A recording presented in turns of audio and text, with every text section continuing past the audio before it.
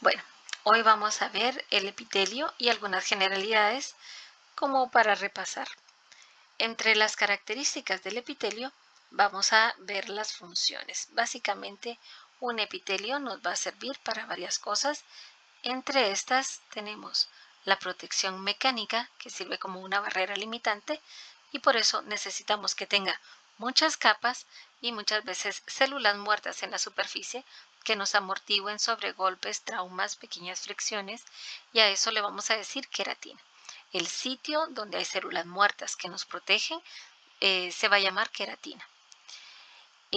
También puede ser una barrera que sea totalmente limitante o impermeable, o bien puede funcionar como una barrera permeable y que sea selectiva y que nos permita pasar elementos de un lado al otro. Para eso necesitaríamos que el epitelio fuera muy delgado y que al ser delgado permita el paso de estas sustancias, como el oxígeno, por ejemplo. También puede tener una función de secreción. Normalmente las células epiteliales que van a hacer la función de secreción son células cilíndricas o cúbicas. O sea que son relativamente altas, pues. La única excepción serían las células endoteliales que pueden producir algunos elementos vasoactivos. También el epitelio puede funcionar como un sitio de transporte. Lo que transporta principalmente es moco y hace que se deslice o se desplace de un órgano hacia otro, como de la nariz hacia la faringe. Este movimiento lo logra hacer a través de los cilios, que son estructuras o especializaciones apicales. También funcionan para poder producir absorción de nutrientes, de agua o cualquier otro elemento que pueda ser de provecho para el cuerpo. A veces no podemos absorber todos los elementos y para eso usaríamos la transcitosis, que es cuando se produce una endocitosis para elementos mayores y después una exocitosis para trabajarlo en el sistema sanguíneo, o bien lo procesa la célula primero y después ya lo puede excretar del otro lado hacia la sangre. Se me había olvidado decirles que las microvellosidades son las que pueden hacer esta absorción de moléculas más pequeñas. También puede servir para la percepción. El epitelio que funciona para la percepción es directamente un órgano sensorial que se verá posteriormente según sea nuestro sistema que lo realiza. Vemos que entre los elementos de percepción que son de origen epitelial está la vista, el olfato, el gusto, la audición y el equilibrio. Interesante que no esté el tacto, porque el tacto, los receptores están directamente en el tejido conectivo y no en la superficie epitelial. También podemos ver que los epitelios tienen unas características en cuanto a la forma de las células. Todas las células epiteliales van a ser polares. Eso quiere decir que tiene una región superficial y una región profunda. A la región superficial le decimos región apical y a la región más profunda le decimos la región basal. La región basal está en la base y la apical en la superficie. Todo lo que nos queda que no esté en la base y que no sea la superficie, la vamos a encontrar como región basolateral. Son todos los lados o las paredes de las células que están en los lados. Es muy importante recordar que la basolateral es más abundante en cuanto el epitelio sea estratificado. Si no, pues tendríamos que ver que la región basolateral es solo la unión entre una y la otra célula epitelial. Entre las regiones apicales vamos a ver tres especializaciones básicas: las microvellosidades, que sirven para absorber, los cilios, que sirven para hacer movimiento, y los estereocilios, que son una especie de sostén o percepción. En cuanto a las microvellosidades, ya vamos a ver que solamente tienen un esqueleto de actina y que no tienen movimiento, que son relativamente pequeñas comparadas con los cilios que estarían de este lado. Los cilios, que tienen una base denominada axonema, este axonema tienen un complejo interesante. Tienen estos que son porciones, digamos, de microtúbulos separados unos de otros, puestos en diagonal para permitir el juego o el movimiento, y que giran alrededor de esta región central que hace una posición de los dobletes, que son 2, y 9 de estos.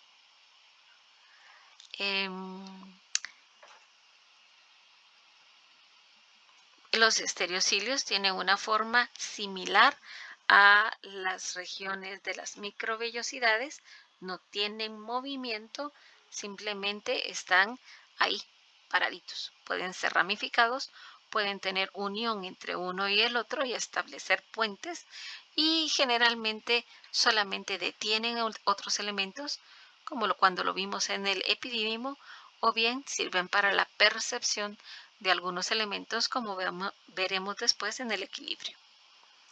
La región basal tiene diferentes especializaciones. Estas especializaciones se denominan uniones y hacen que una célula pueda estar adherida o unida a la otra célula que está a la par. Las uniones ocluyentes sirven de impermeabilizante. Las uniones adherentes son las que dan el agarre o anclaje, y las uniones comunicantes sirven para pasar información de una célula a la otra. Entre las uniones ocluyentes vemos una estructura con forma de una especie de red que van a establecer puntos de contacto en diferentes sitios para poder sellar. Si algo viene y penetra la primera capa, pues todavía hay varias abajo que pueden ayudarnos a limitar el paso de elementos de la superficie, o sea, de la luz, hacia la región basal. Las principales proteínas que sirven en las uniones ocluyentes están la claudina y la ocludina. Los nombres son relativamente fáciles en esta región. Las uniones adherentes establecen un contacto estrecho entre un lado de la pared y el otro de la célula adyacente. Están ancladas a un citoesqueleto y tienen algunas proteínas dentro de la célula que sirven para el anclaje y otras que pasan a través de la membrana, que son, se recuerdan ustedes, proteínas transmembranales. A veces pueden tener un centro que sirve como de sello o de complementar la unión para que podamos verlas más firmes. Ya habiendo visto cómo es la estructura básica de una unión adherente, veremos que existen varias formas. Una de esas formas es así, en forma de cincho, siempre alrededor, haciendo uniones que van a ser como una cadena, como un cincho, entre una célula y la otra. Parecen sus manitas, se agarra una manita con la otra manita. Estas van a estar mediadas principalmente por la caderina, que son cadenas de adherencia, y la caterina, que son cadenas, literalmente. Esto en la raíz latina quiere decir cadenas, que ensamblan o unen una célula con la otra. Vamos a ver esta otra, es un desmosoma, que son siempre uniones adherentes, se agarran una con la otra, y vemos aquí que tiene un disco que parece como un botón que está cosido a través de estas proteínas hacia el otro lado de la otra célula, que también tiene un disco. Estos discos se llaman desmoplaquinas, son placas de adherencia en cierta forma para hacer un punto de agarre. Desmoplaquinas son las proteínas grandes y que están unidas en medio, como que si estuvieran cosidas, con un hilo de desmogleína y desmocolina. Entonces, todas las que tengan desmo, nos imaginamos que van a ser de los desmosomas. Y tenemos otras que también nos pueden ayudar a agarrarnos hacia abajo. En estas vamos a tener siempre el citoesqueleto que nos está ayudando al anclaje, algunas porciones de proteínas pequeñas, esta es lactina, y lactinina es una de las proteínas pequeñas que se enlazan con lactina. La vinculina, que otra vez vincula todo. La talina, si no tenemos cómo asociarla más que como un tallo que está agarrando esto con esta proteína, que es una proteína que va de un lado de la membrana hacia el otro y que integra todas las estructuras junto con el tejido extracelular que está en la base, que se llama la membrana basal. Vemos también que el desmosoma también está representado en esta región como un hemidesmosoma, siempre con las proteínas del citoesqueleto que agarran la placa, y esta placa que teníamos aquí, que era desmoplaquina, va a unirse a las proteínas de la membrana. ¿Se recuerdan ustedes que eran transmembranales, que integran las estructuras hacia abajo, o sea que son integrinas? Tenemos entonces las uniones adherentes, que pueden ser como un cincho alrededor o como una mancha, y también podemos verlas como un desmosoma, que son las uniones más fuertes que hay. Las uniones comunicantes, también llamadas de gap, son uniones muy estrechas que van a comunicar una célula con la otra. Esto lo producen por una proteína que tiene una forma muy coqueta, como que si fuera visto desde afuera una margarita, ¿verdad? Con un ohito en el centro. El ohito en el centro permite el paso del citoplasma de una célula a la otra, y también así los marcadores o la estimulación que haya recibido.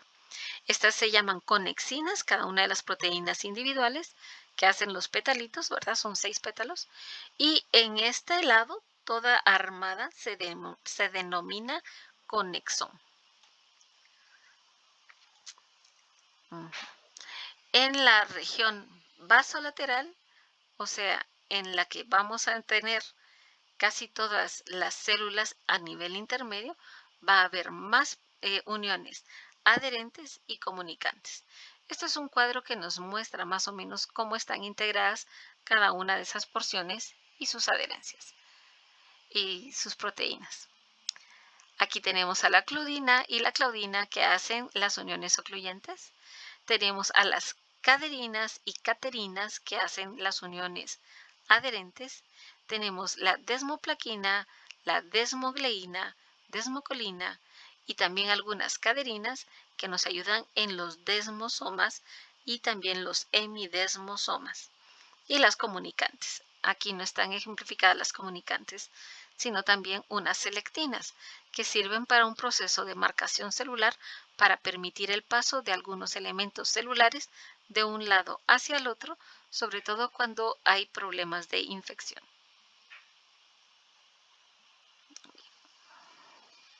Vamos a ver ahora solamente la región del epitelio de tipo de revestimiento. Recordemos que un epitelio se define como un grupo de células estrechamente unidas que no tienen casi ningún material intercelular en medio. Estos epitelios podemos clasificarlos dependiendo de la forma de las células que estén estrechamente unidas.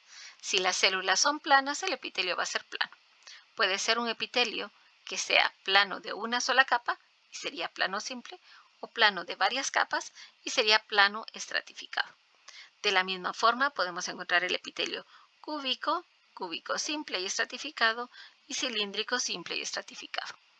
Empezaremos con el plano simple. Resulta que el epitelio plano simple es uno de los pocos que puede derivar de cualquier capa germinativa.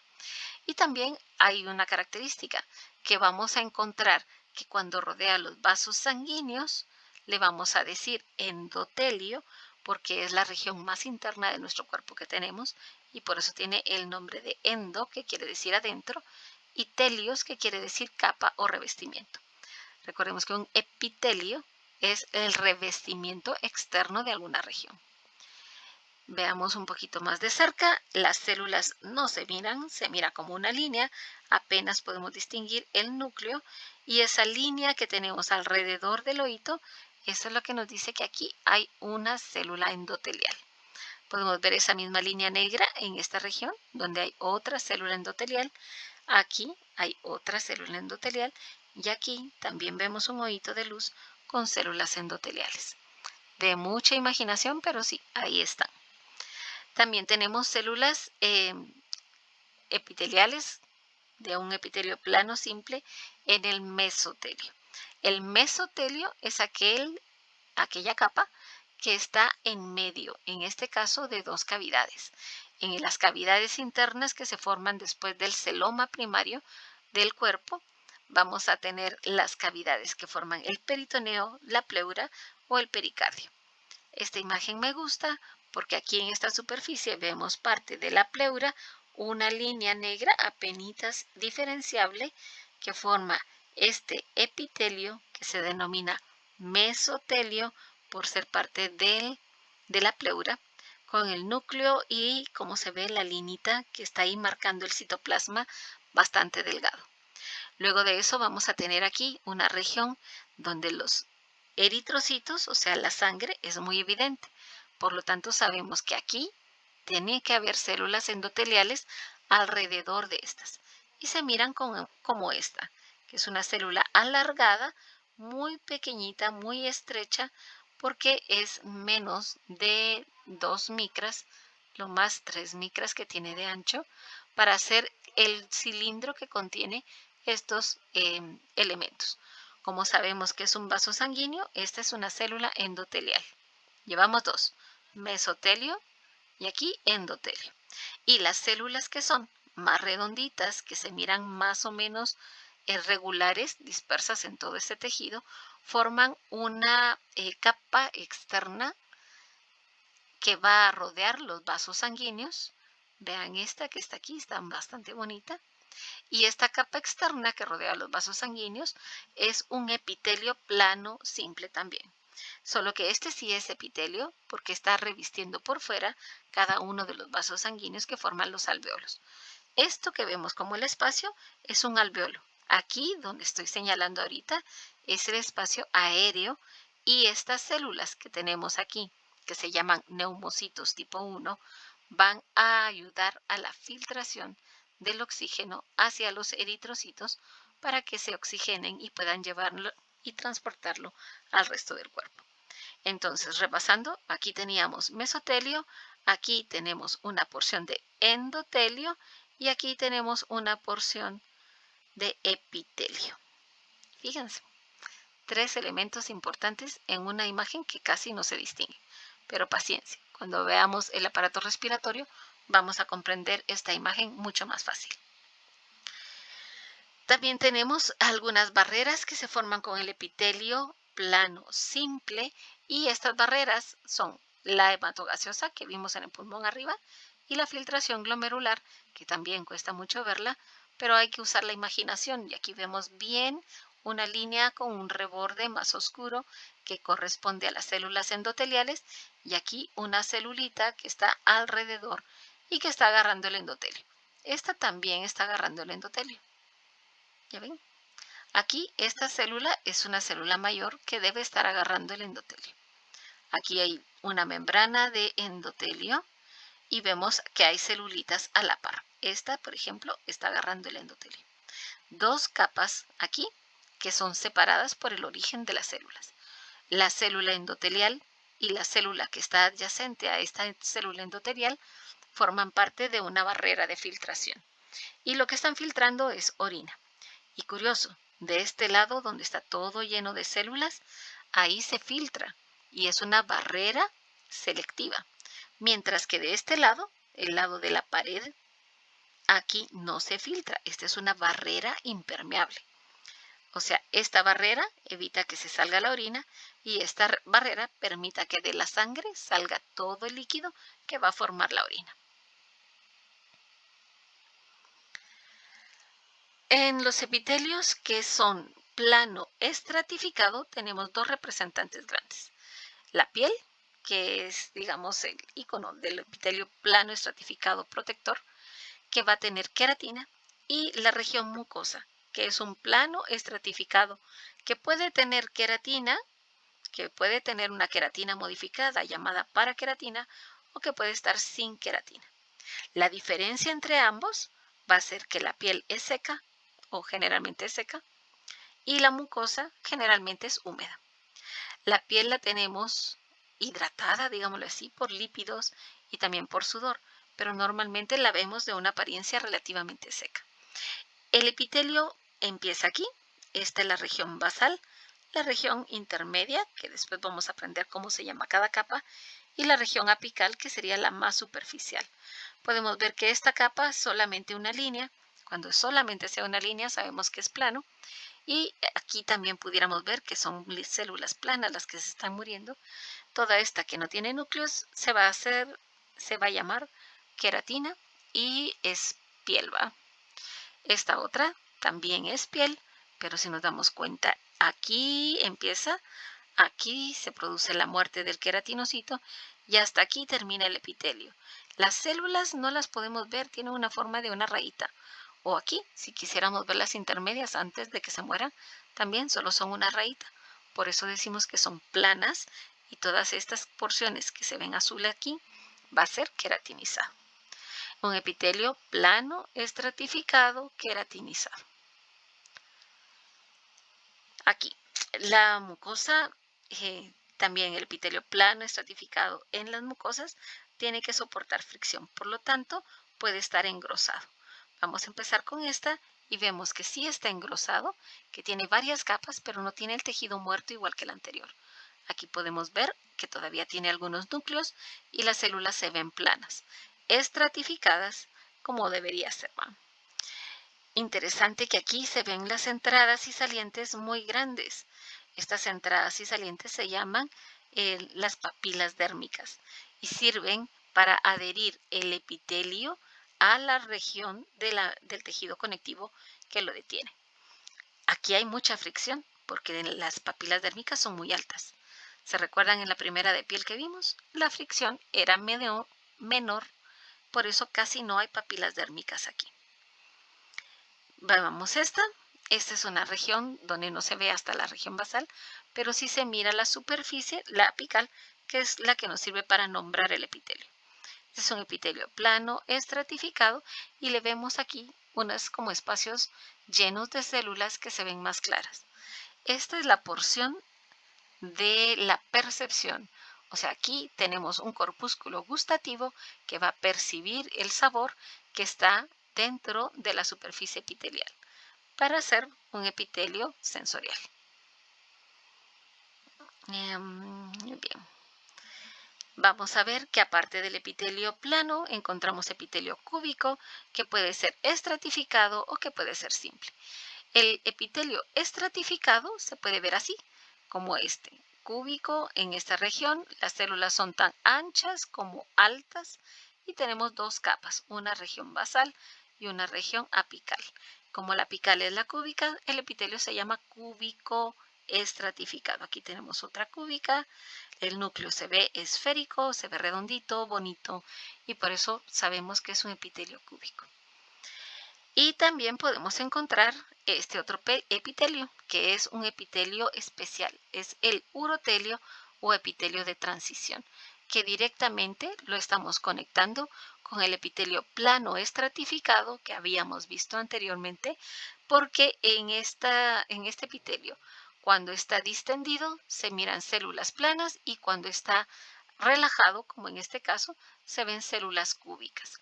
Vemos que el borde se ve como tumulitos, eso es importante recordarlo para saber que esas cúpulas nos están diciendo que este es urotelio.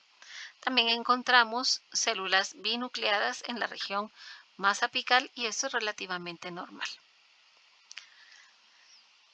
Aparte de estas células, vamos a ver el epitelio cúbico simple que normalmente reviste conductos. Casi todos los túbulos excretores, todos los conductos excretores van a ser de este tipo. Pueden estar acompañados de cilios o microvellosidades según el órgano que estemos viendo. En este caso, podemos ver que las células son cúbicas, mírenlas qué bonitas, tan anchas como altas, y algo bien característico es que el núcleo es totalmente esférico y por eso lo vemos redondito. Cuando son células cilíndricas, el núcleo se ve ovoide, cuando son células planas se ve totalmente alargado, salvo excepciones, ¿verdad? Pero sí, generalmente es una regla, ¿verdad? Que los núcleos se ven casi como la forma de la célula. Vemos en el interior que no es un borde definido, que le vemos una rayita más oscura en el centro debido a que estas células tienen microvellosidades. Las microvellosidades se le miran aquí como ese borde que no está parejito. Estas sirven para absorber y el papel principal de estas va a ser la absorción. Tenemos después el epitelio cilíndrico. Este epitelio cilíndrico puede ser simple y estratificado. Y una variante del simple es el pseudoestratificado.